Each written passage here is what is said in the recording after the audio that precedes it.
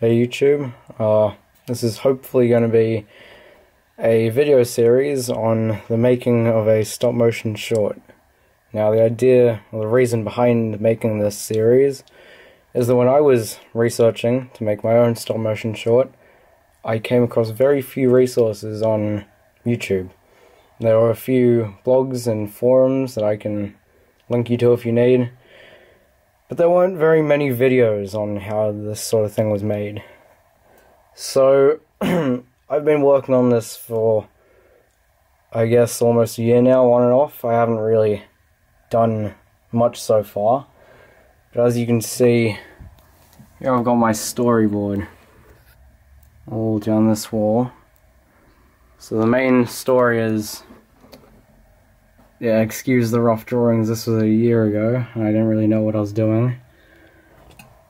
But the idea is he's walking down a beach, comes across a palm tree, really wants it, so he runs up at it, tries to, push it, shove it, jump for it. He sees a rock, grabs the rock, and throws it at the tree, and a bird drops down, and he has an idea. So he gets in another palm tree, further back, and the camera will zoom out there. I'll zoom back in, have a knife, and he'll cut the vine that's holding it down, go flying into the air, pop through the clouds, and then he'll fall back down, land next to the bird, and he'll get up, bang his head on the tree, and the coconut will fall back down.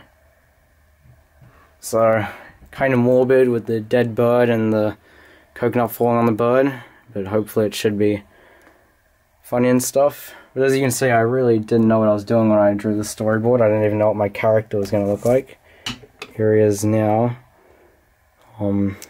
Pretty simple. It was inspired by a design I saw somewhere else on the internet, and if I remember, I'll try and find the link to it. But I've started sculpting the head. It's not too refined at the moment, but as you can see, this still works. His hair comes right off, and I'll mold them separately, because what I'm planning on doing, yeah, pretty messy down here, don't clean up under here too much. What I'm planning on doing is having a bunch of replacement faces for the different facial expressions. So that's why the hair comes off. As you saw at the beginning, here's my armature that I've started building. Pretty much done.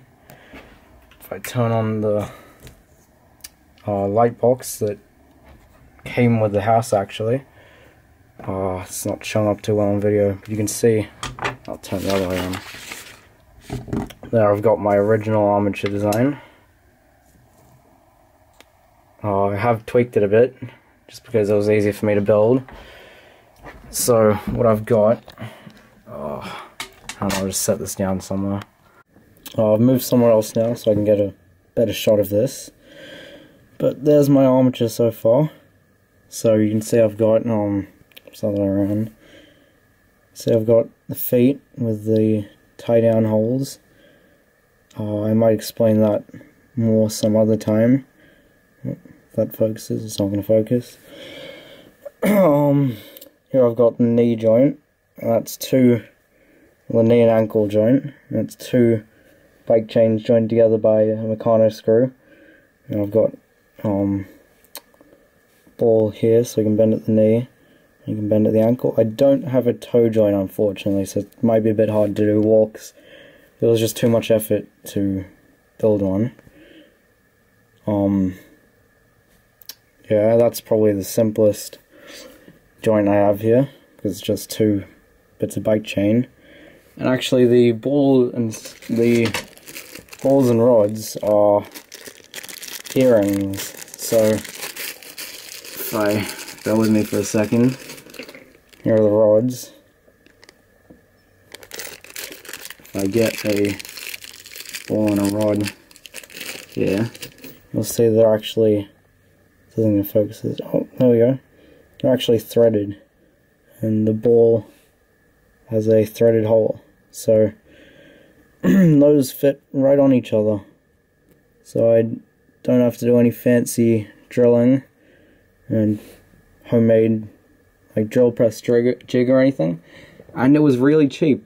I bought this a while back, but I think it was probably something like $7 for 100 of the ball bearings.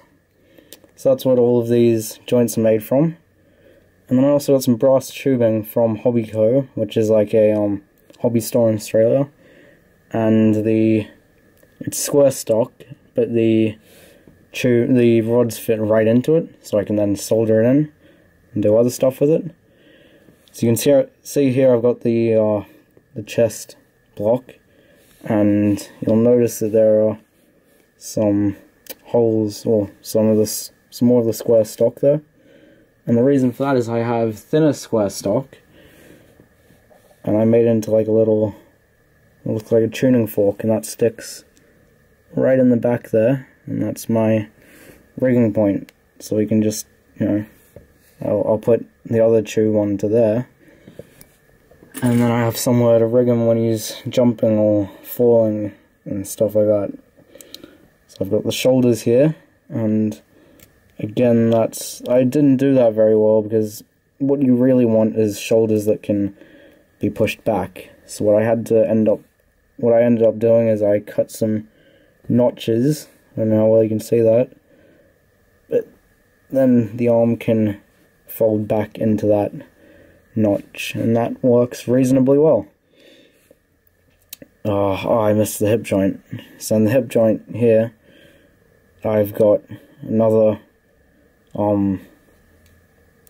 just single ball and socket joint, and I've made a little base here by soldering 3 bits of that brass tubing together, and that was so that I could put a rod coming out through it without having to drill a square hole, or drill and file a square hole. And that's probably the weakest point of the armature, because that's trying to unthread the ball when I bend that back, and I think it just broke the thread lock seal again.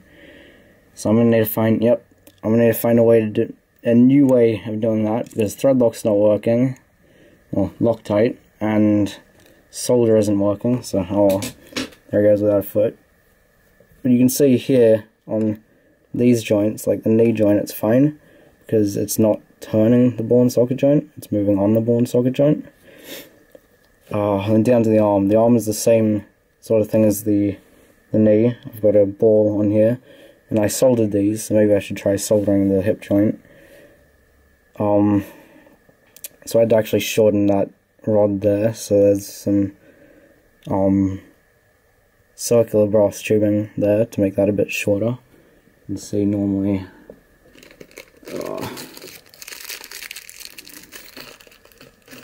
normally it's about that long, but I had to shorten it. I had to shorten it just the tiniest bit. So that was a trick, but it worked out in the end. And I've got the arm coming down here, and you'll notice that's wire. And what I can actually do is I can remove, actually it's, other arm's probably a better example. I can pull that arm off there, so I can make another wire arm if this one breaks, because wire has a tendency to break once you've played with it too much. The reason I made the arm out of wire is because it was a lot simpler to do. It'll be a lot simpler to do movements and bends in the hand than having to make like a hand armature. So yeah, I'll cast a silicone hand over that, and then if it breaks I'll just make a new one, and I'll just slot right on. So that's about it for the armature, I think. Oh no, there we go, we've got the middle of the back is another joint, and I accidentally made it way too long to begin with. So what I ended up doing is I ended up pushing it down, and not only does that, you know, add a little bit more bulk to him, which works for this character, something like that, it also allows me to squash and stretch my character. So when he's doing jumps and stuff, or even just walking, it'll give me that extra bit more weight.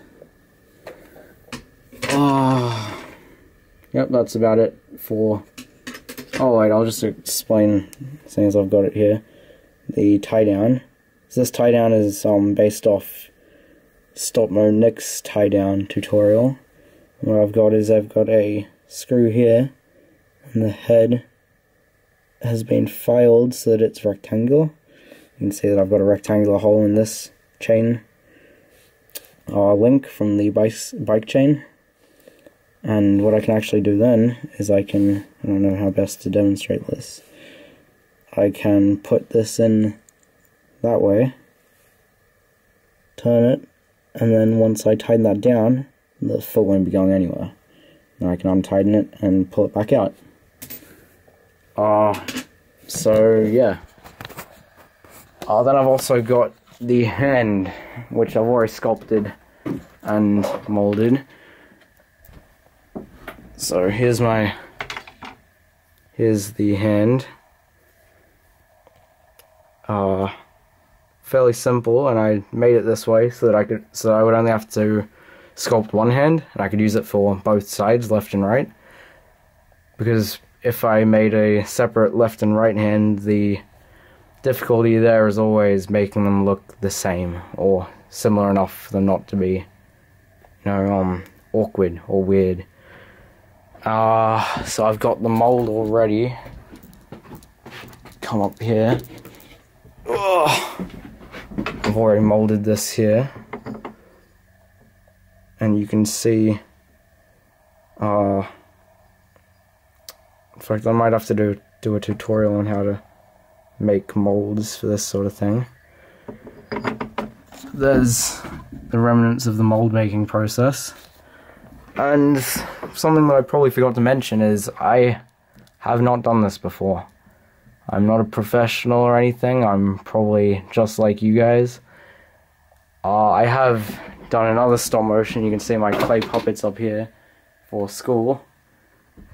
It's a Holocaust assignment, so I made a stop motion film for it. But that's all I've done really, and a simple stop motion back when I was probably in year 2 or something. So this is all new to me as well, and I just thought I'd share what I've learned, or what I will be learning from doing this project. So yeah, thanks.